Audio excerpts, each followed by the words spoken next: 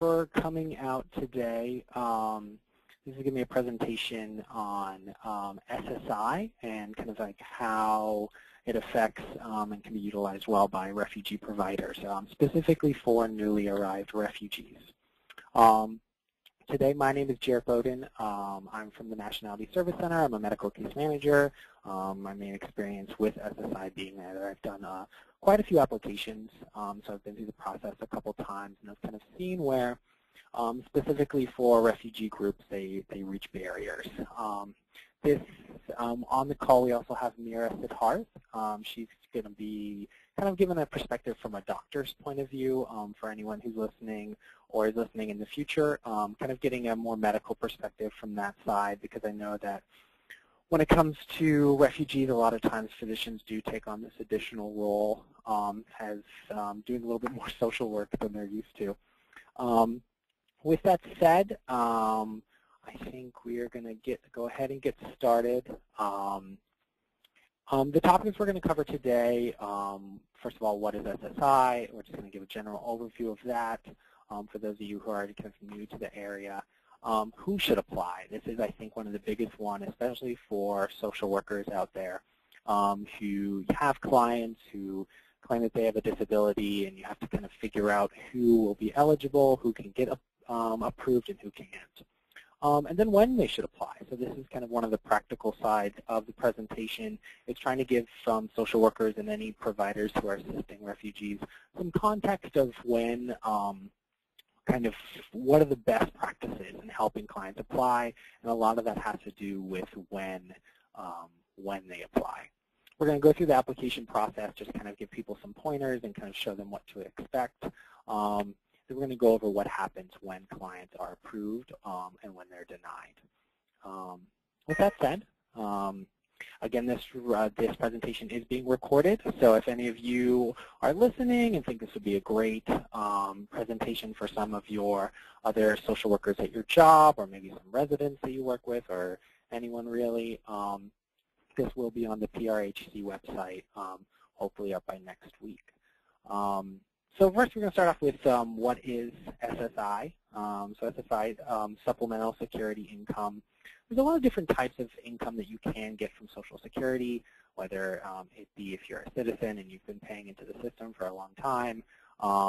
This is not that. So this is SSI, Supplemental Security Income. Specifically, this type of income program is for low-income people who are either over 65 or are disabled. Those are the two requirements in order to get SSI.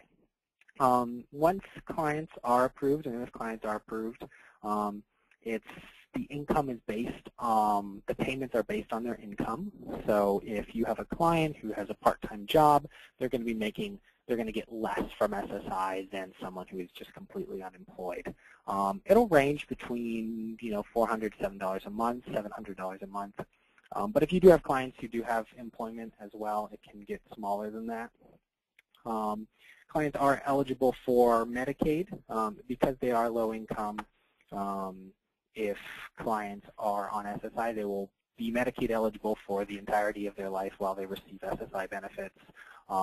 And that's another important thing to mention about SSI, is that it is forever. Once you get approved, you are good to go. Let's say you have a client who has SSI, and then they start working, and then they stop working for whatever reason, then the SSI payments do come back. And there are also some great free vocational rehab programs that come with having SSI. You can go and get services at the Office of Vocational Rehab. So for some clients who are younger, let's say they come from a refugee camp and they have some sort of traumatic injury and they're 20 years old and one of their legs don't work, they can go through and try to find some employment and try to go through these vocational rehab programs. Because overall, SSI is a lot of money, but if people are young, then there's definitely a way for them to pursue other employment and end up getting more money overall. So the first thing that I want to talk about is definitely who should apply. This is, I think, the biggest one for all you social workers who are on the call. It's especially important when you're thinking about age and disability. as everyone knows, or everyone should know, anyone over 65 should just be let into SSI simply because of their age. They don't need to go through any sort of medical evaluation or anything like that. So most of this presentation is not going to be about those people who are over 65. It's everyone who's under 65, the people who do have some sort of chronic disability or something like that. I want to talk about this balance. So as we've kind of heard from community legal services, there is this balance where the older a person is, or the closer they are to the age of 65, the less disabled they have to be. So for instance, if you have a 64-year-old, a 63-year-old, and maybe they don't have something something extremely disabling, they're not in a wheelchair or anything like that, but maybe they have diabetes and hypertension, that's definitely a possibility. They could definitely be approved because they're so close to that 65 age mark. But if you have someone who is 20 years old, or if you have someone who's 45, a lot of times those clients need to be especially disabled. It's going to be harder for them to get approved for SSI. Whenever I take clients to community legal services to get assessed for an appeal, one of the first questions they always ask is, how old is the client? Oh, well, they probably won't get SSI based on the fact that they're that age. So it does play a huge part, and I put this graph on the side that kind of shows the percentage of people who are approved based on their age. And then I also want to talk about, consulting a physician is a big part. So if you are a social worker and you have a client who you think may be eligible, maybe they're telling you that they want to apply for SSI and they can't work, it's really good to consult with the client's physician, because a lot of times I know from personal experience that a lot of clients come in from different cultures, and a lot of those cultures have different ideas of when their parents or when they should stop working. Sometimes cultures at the age of 55, people stop working, or when you get to that certain age, you no longer, you're supposed to be taken care of by your family. And as sad as it is, that's not the way it is in the U.S., and you should be kind of keeping that in mind when speaking with clients, especially because, it's ultimately SSI's reasons for disability that matter, and that's important. Employment and implying, I know that this is a big topic. You have a client, they need to get a job. Maybe they're the sole breadwinner of the family and they're the ones that are eligible to get a job, but at the same time they're saying that they don't want to work. There is this kind of push and pull, because if you do pursue employment, both while applying for SSI, it does look, you have to report that job, and it does look bad. And it basically says that you can seek employment and you can do it, so Social Security will think that you're not as disabled as you are claiming. So we have a lot of times where, I've had clients who come in and they are completely eligible for SSI. However, they are the only worker in the family and they have to work. And that's a big problem because, we're talking about balancing homelessness versus getting these SSI benefits. And then also the who should apply. There are some kind of more easier diagnoses that will get people SSI. I want everyone to be aware that if clients have any intellectual disabilities, if they have cerebral palsy, if they have blindness or a really significant hearing loss, any sort of a physical effect of trauma that kind of makes them unable to work, these are some pretty huge ones. So I think you should keep an eye out. It can definitely help our families if they have a son or a daughter who does, have intellectual disability. It can help them to get that extra $400, $700 a month. And that's something to keep in mind. So next, when should they apply?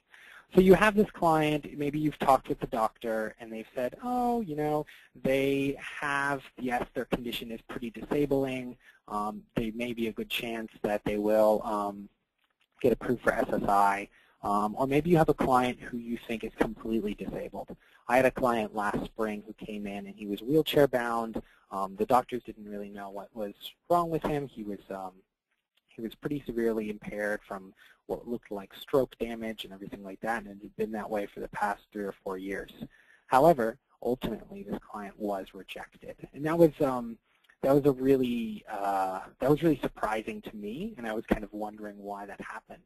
But it happens because Social Security really only has a certain records in front of them. They have the medical records in front of them. They have a functional report, which we're going to talk about later, and that's really it. You know, they're not at length. They're not really interviewing this client or going out and seeing them in their home for a couple days of the week and kind of seeing how they interact. It really is up to the medical records. So this idea of when clients should apply is kind of based on the condition. It's really important to have a diagnosis. It's really important that you build the case through medical records. Now, Dr. Siddharth in a couple minutes is going to be talking about how doctors can better prepare in order for clients to get approved from a medical record point of view, so I'm not going to really harp on that.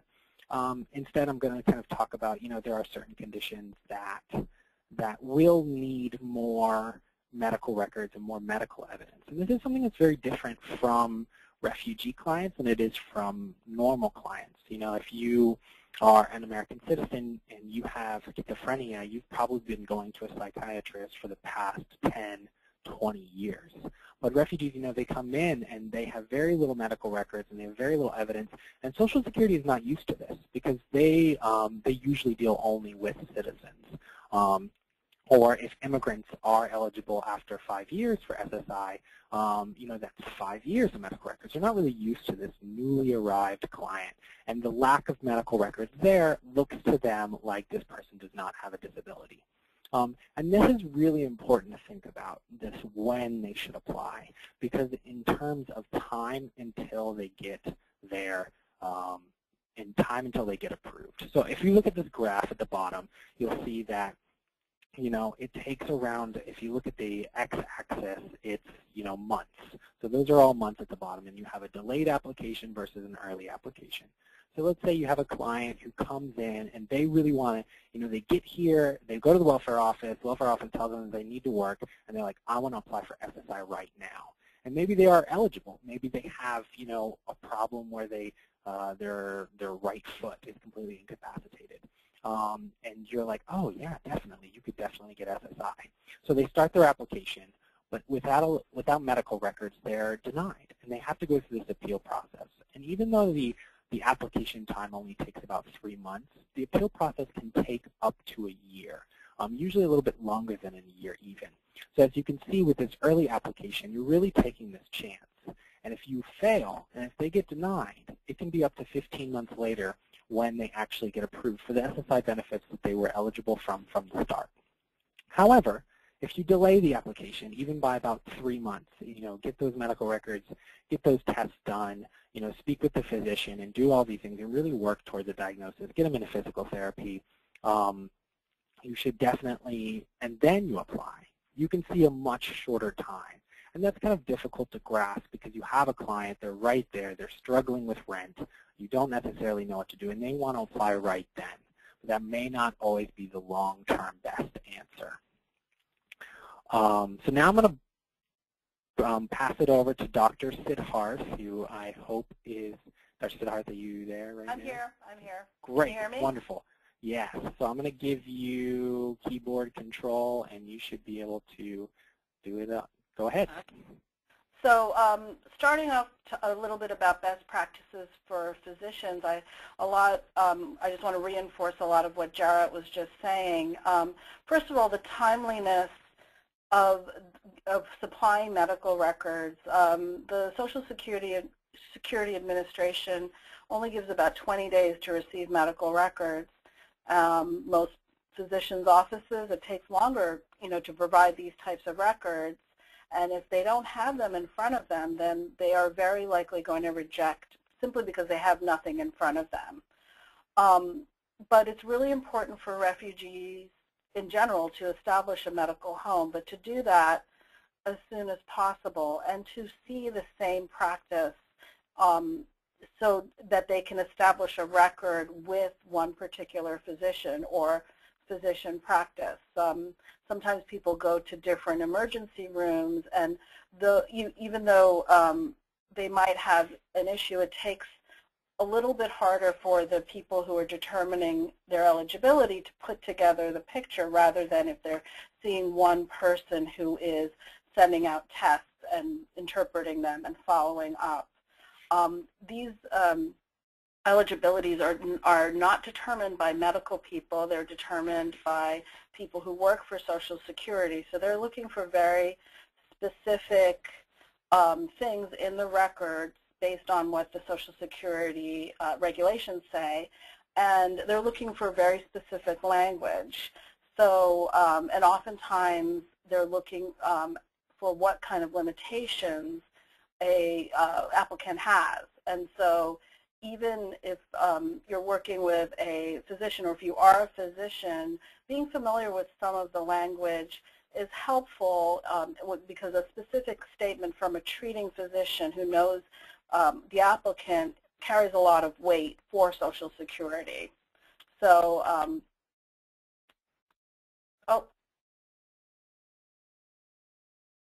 the first thing I want to talk about is the listings, which is actually the Social Security's listings of everybody who, all the different conditions which automatically, someone can get SSI automatically if they fulfill these listings. They're a little bit complicated, but if you're a physician and you look at them, you might actually be able to see, okay, I know that this patient might actually qualify under these listings. And I just have an example. This is actually on the website. They go into all the different organ systems, and they have very specific criteria for many different impairments. So I just picked one. This is actually the first one in the listings, and it's for musculoskeletal, which is a very common impairment that a lot of people who apply for SSI, whether they're refugees or not, but a lot of refugees might have done heavy labor, in their home country and might have some limitations. So I'm not going to go into detail about what this says, but a physician looking at this might actually be able to say, okay, this patient of mine does have involvement of one major peripheral weight-bearing joint and therefore is not able to ambulate effectively. And so they can, even if a physician writes something like that on a piece of paper, someone who is actually reading that letter will recognize that what they're saying is that they qualify under this specific category of impairment. So, and I'll talk a little bit more about that later as well. Great, thank you so much. So now we're going to kind of move into the application process. I wanted to give everyone a kind of an overview. There are some pretty complicated processes that go on with the application process. So it's important for social workers and if any physicians kind of run into clients who need assistance, you can kind of understand where they're coming from and where they're at. So the first part of the application process, you have a client who is eligible. You're going to want to make this initial application, this initial appointment at the local office. Hold on one second. After that application is done at the local office, which is going to be in whatever city you are, and it's dependent on zip code. So if you are in Philadelphia, there are kind of offices all around. The offices vary in quality, so I would highly recommend if you do have clients and you are having trouble with a particular Social Security office, you can request for clients to go to a different local office. That might help with them. After they do that application, it is sent to the state office, and it's there where they request medical records, they request the functional report, which I'll talk about more in detail in a second. They may request medical evaluations, and then they are the ones who ultimately make the decision. As Dr. Siddharth said, these are not physicians making the decision. There's like a list of criteria that they kind of look for.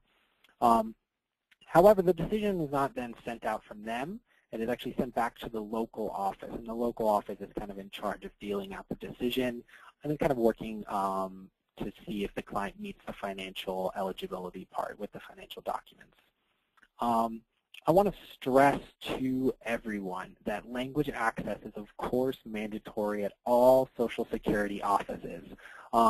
This is actually a very big problem because most people who do come into Social Security offices are citizens and do speak English. And the ones who don't speak English have been in the United States for more than 5 years, because in order to get SSI, there's this 5-year ban where you have to have been in the U.S. longer. Well, refugees don't fall into this category. They are qualified immigrants, so they are eligible for SSI on arrival. So usually the staff at SSI offices are not used to these non-English speakers. And a lot of times their rights will be kind of, they won't be given language interpretation.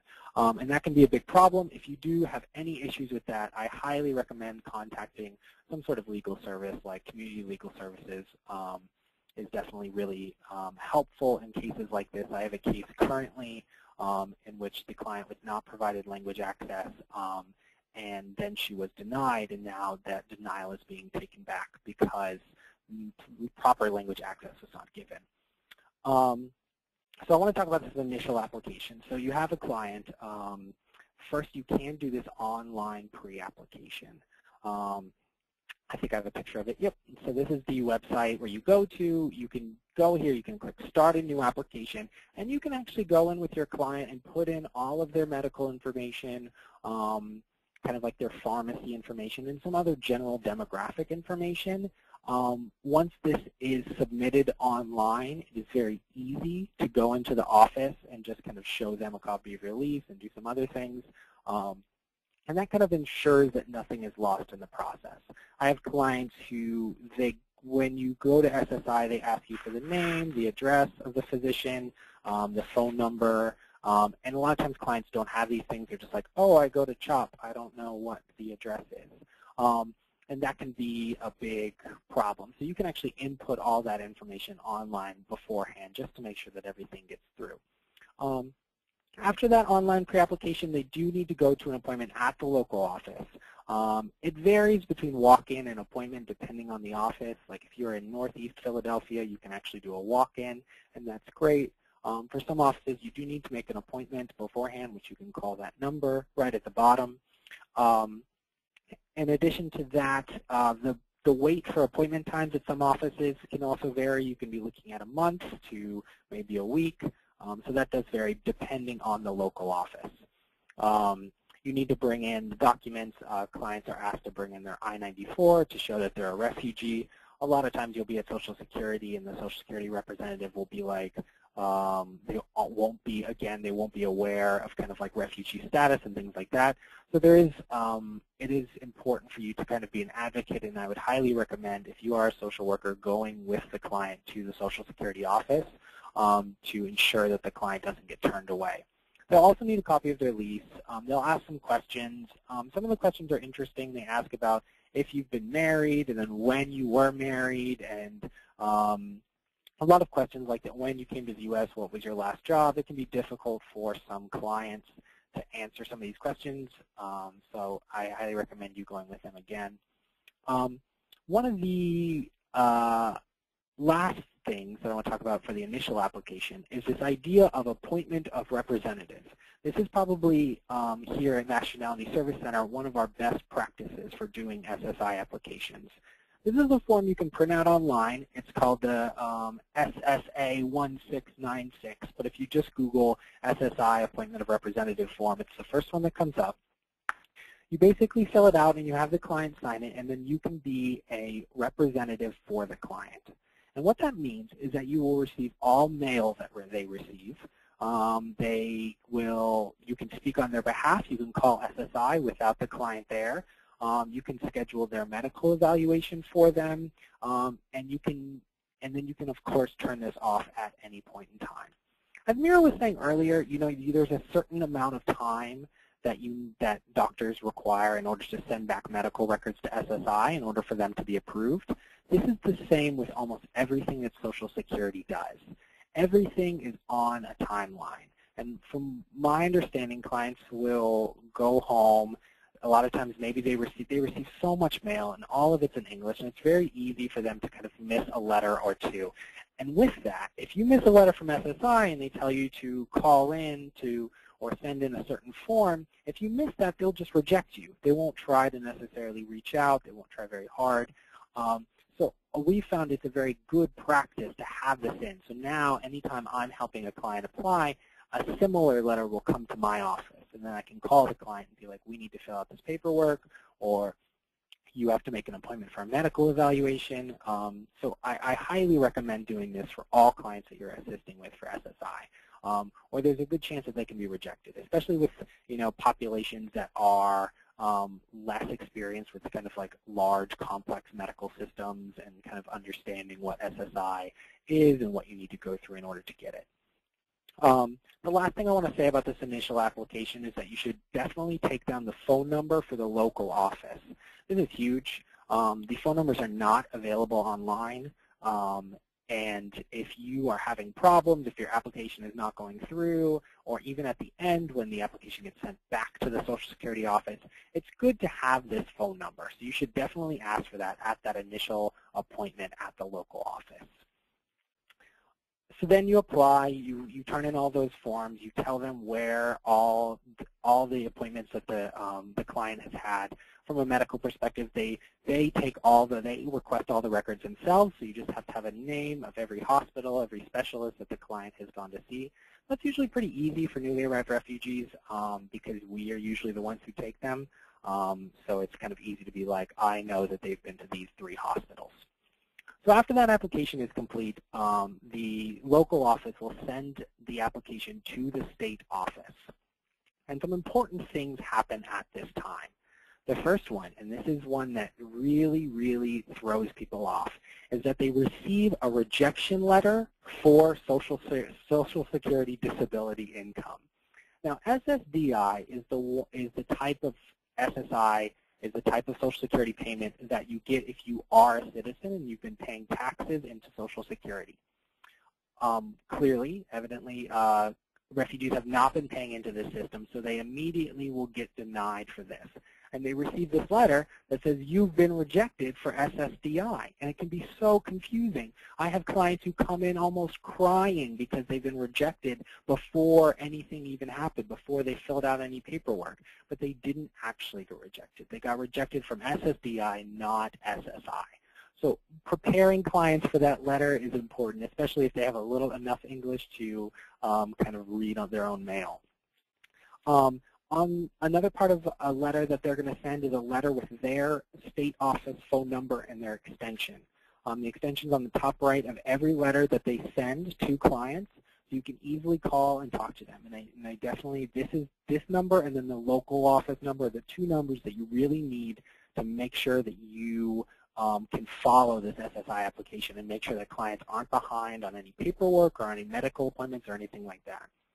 The state office then sends out the request for the medical records, as Dr. Siddharth mentioned earlier, and that is usually pretty comprehensive, not usually a huge problem there. Most offices are pretty good about getting that paperwork back. After that, there's going to be a functional report, which I'm talking about later, which is kind of talks about activities of daily living. The state office is also the one that can request a medical evaluation if needed, and then they're the ones that ultimately make the decision. The functional report is sent out for almost all clients. So this is one of the first things that the SSI does after it's sent to the state office.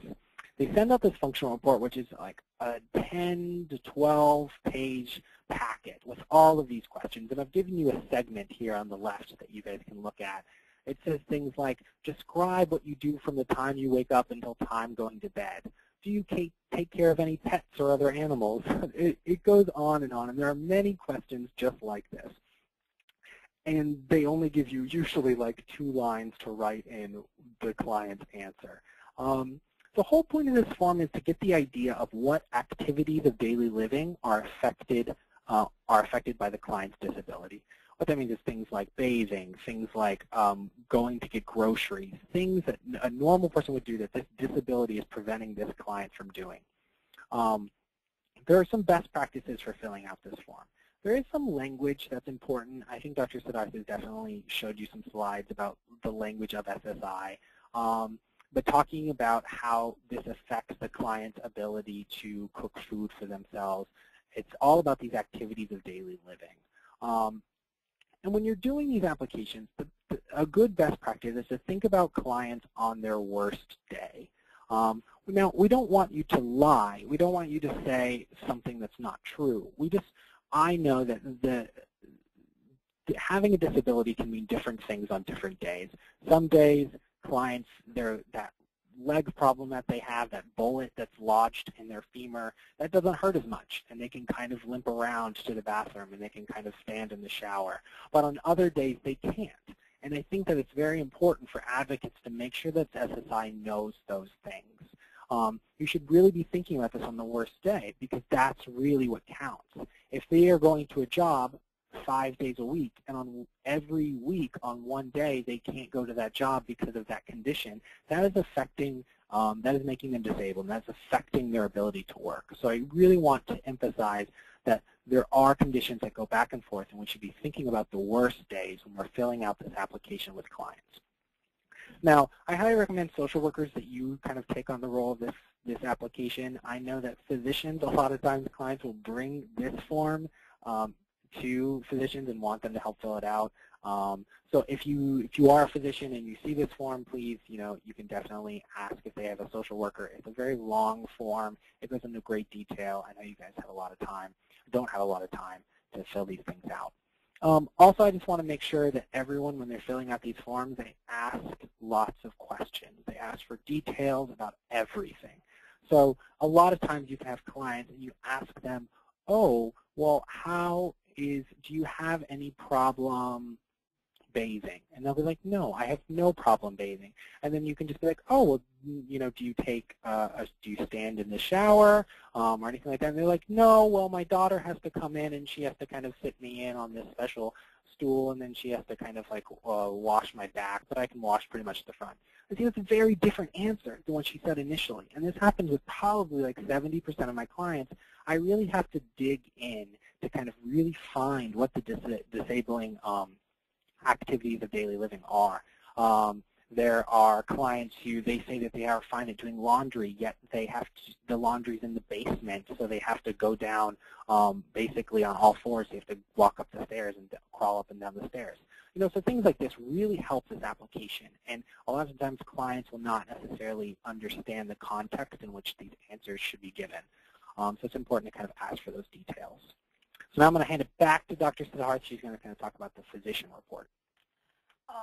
One thing about the physician report, a lot of physicians don't know this. A lot of people applying for SSI don't know that this is not simply based on the medical record, but there's also a vocational aspect to it as well, and that's where the functional capacity issues come in, because they're not just looking at someone's physical issues, but they're also looking at their past education, and they're looking at their vocational history. All of those things come into play.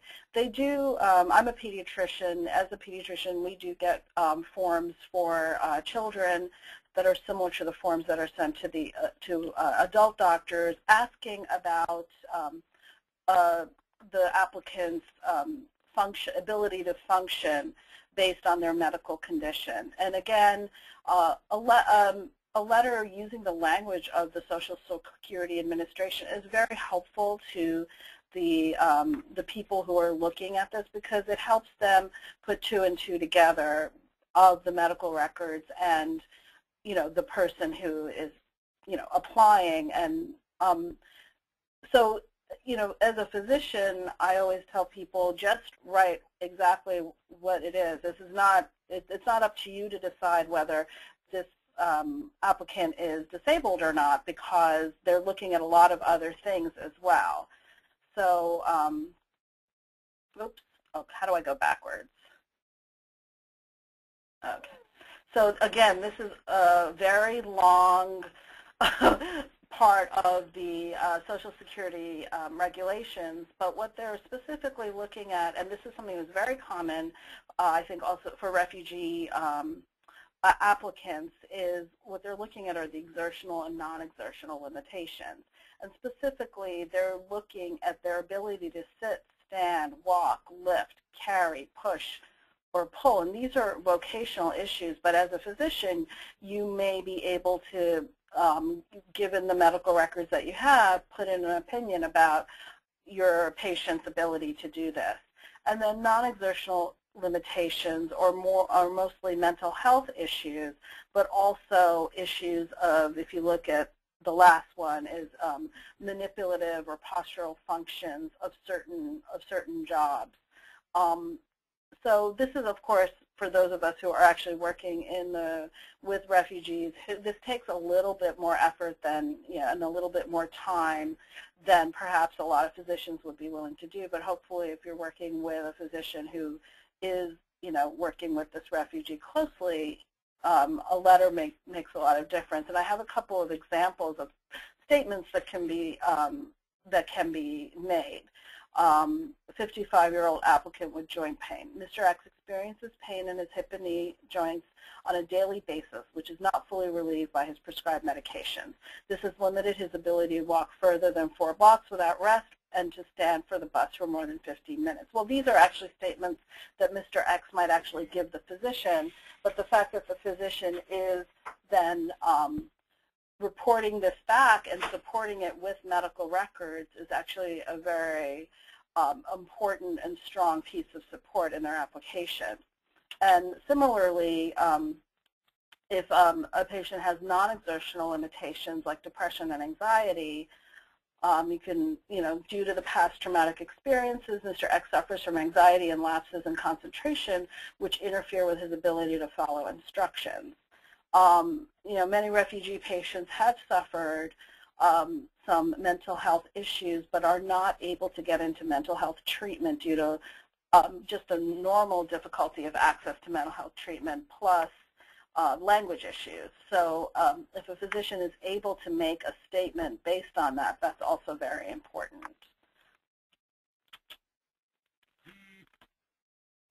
Okay. Yeah, so that's definitely, those are all really important. I know that I have clients who are denied a lot because, the medical records just doesn't show enough or doesn't say enough. And that's really important, especially I think that Dr. Siddharth really hit on it, saying when things were relieved by medication and when things are not relieved is really important, because SSI will go through some steps of like, well, this person looks disabled, but they haven't done physical therapy yet, so, they may not be as disabled as they think. So a lot of times when things like this happen, when they're kind of not sure about, even when the records aren't as clear, which is, usually I would say about 50% of the time, clients just don't have enough medical records, even if physicians are doing a great job recording it. Maybe it's the fact that SSI just doesn't trust some doctors, I'm not really sure.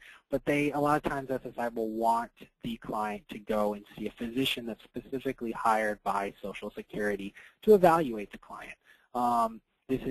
They'll have a specific doctor depending on the issue. So if it's, a hearing issue, they'll have them meet with an audiologist. If there's a mental health issue, they'll have them meet with a therapist. And they'll go and do these things. It's usually through kind of a private group. So if you are listening to this and you're from Philadelphia area, the group is called IMA, the IMA group. They're the ones that actually do the medical screenings, and they'll send out letters to try to schedule. None of those letters will not be in the client's language, so a lot of times it does fall on the social worker to help schedule this appointment. And it is in South Philadelphia, so if you have a client that lives in the Northeast, they will have to bus down. They are eligible for reimbursement to these visits, so if the client does live really far away and needs to come in, needs to take a taxi or has to take a medical transportation, it can be reimbursed. The appointment of representative form that I talked about earlier does go over this, does allow you to schedule these appointments and allow you to be at this visit, which I think is very important. It's pretty straightforward, though. They meet with a physician. The physicians will do like a quick screening It's usually very quick, like frighteningly quick. When I had a client who with schizophrenia and we were going in and they did probably a 5-minute test and they were like, yep, looks like you have schizophrenia. Yeah, I'm not a physician. I don't know if it is a 5-minute quiz, but it just seems kind of quick. The big thing I would say, though, that I've experienced time and time again is no interpretation. So this is a private organization that does it, so they don't necessarily feel the heat from being federally funded like the Social Security staff do, but they are obligated to provide interpretation, and clients a lot of times will have to fight for this. The staff there, I've had to really put my foot down and request interpretation ahead of time in order to get it. And you know, you have the nurses, and you have the check-in staff, and then you have the physicians as well, who all need to be using interpretation. So after all this is done, all the medical records are in, all the medical evaluation has been done, what does it look like? You have to get the decision. And I kind of found this figure earlier today to kind of show the different routes that applicants take. So this is actually for SSDI, but I think it still kind of applies and shows you the different routes. Of like 1,000 applicants, you know, 290 will be denied for technical reasons. That's huge. That's not answering their mail. That's not being eligible because of immigration status or something like that. 710 are submitted to DDS for medical evaluation. That's the IMA I was just talking about. Of those, 465 are denied, 245 are allowed. And then you can, of course, appeal these decisions. So it's a very long process, and you always want to appeal. This decision is based on medical records. It's based on the functional report and the medical evaluation. Again, as Dr. Siddharth and I have kind of emphasized, it really is them just looking at these paper records and kind of making an evaluation from there. So that's very important to understand when you're kind of helping people apply. This decision is then sent to the local office. If you try to call the state office and ask for the decision, they will not give it to you. They'll tell you to call the local office. I don't know why. And the local office will actually send a letter to the client with the official decision. They'll say that you are approved medically. Please come in and provide your financial information, or they will send you a letter that says you are denied. So that's important. So if you are approved, you know, congratulations. It's a very difficult process. As you can see, a lot of people are, in fact, denied ahead of time. Approval, financial eligibility, they have to go into the office. They have to bring in any bank account information. They have to bring in their pay stubs. The bank account information is important. A lot of our clients, especially ones who are like 60 years old, will need a bank account in their name in order for direct deposit. SSI does primarily use direct deposit, so they're going to want to put that money directly into a bank account, so the client needs to have that already set up. If you are a social worker, I would highly recommend once they get approved, help them set up a bank account before you go into the SSI office. Then you go into the local office. They take all this stuff. You are eligible for back pay. This is huge. This is really huge for if you are working with clients and there is financial problems. We have clients who are 2 months behind on their rent, and then all of a sudden the disabled person in their family gets approved and they get, you know, 3 months worth of back pay. It's from the month that they first applied. They get the same amount for each month since then. So that's a huge amount. Usually you get probably like a $1,000 check. It can really help for people who have been putting off paying their rent or putting off paying their utilities because they are during this application process. Once you are approved, there is this, you know, benefits are dependent on your income. So if you have clients who have a working member in their family, it's only direct family, so if they're 60-year-old and they have a son who's working, that doesn't count. But if they're a 45-year-old and they have a wife who's working, that does count. And that will definitely affect income. But another thing that affects income is whether or not the client is receiving kind of free housing from someone. Usually it's someone in their family.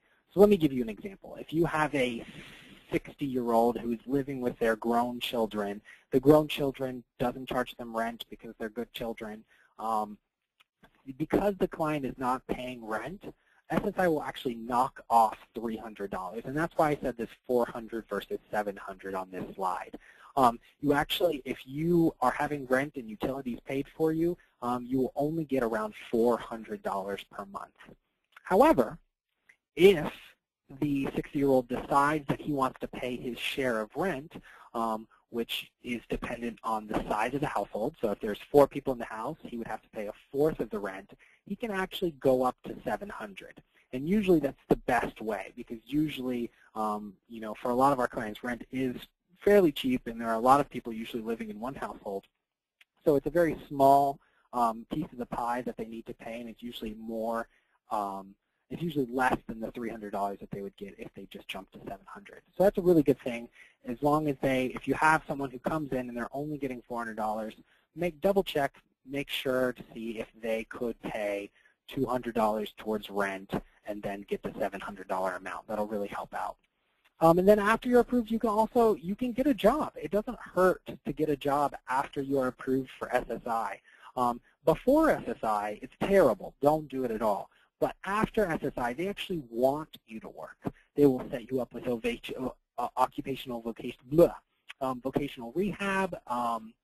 They have this really great program where for every $2 that you make, they take off $1. So if you make, if this person gets a part-time job and they're making $1,000 a month, the SSI will only take out $500, and that could be huge. You know, that means they're making $1,200 instead of $700. And that can be really great for some clients who have a disability and they're pretty young and they still want to kind of pursue employment. However, a lot of the times clients, probably about 50% of clients, are rejected. So they have to go through this appeal process. This is kind of the final slide that we're going to be talking about today. Once they are denied, it's very important, they have 60 days to appeal that decision. I want to emphasize that really, really strongly, because if clients do not appeal within 60 days, they have to start the process over, and it can really hurt their application for the next time. If they have to start over and then redo the application, they're significantly less likely to get it. They need to appeal. They have 60 days to do that. It is so easy. All you have to do is go online. You type in SSI appeal, and you will get it almost immediately. You can start the appeal, and you can submit it online. You can do paper as well if clients will actually receive a packet allowing them to appeal with paper if they so choose. After you've done that appeal within 60 days, I again highly recommend seeking legal representation. So places like community legal services, these are places where I think would be really, really great. They use Language Line. They really help our clients out, and it can be really, really important for them eventually winning that appeal. Because as you can see before, a lot of people who go into the appeal actually get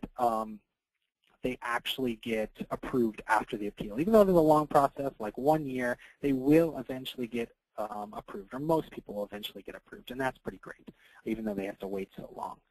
And CLS and other legal representatives will be very helpful during that process.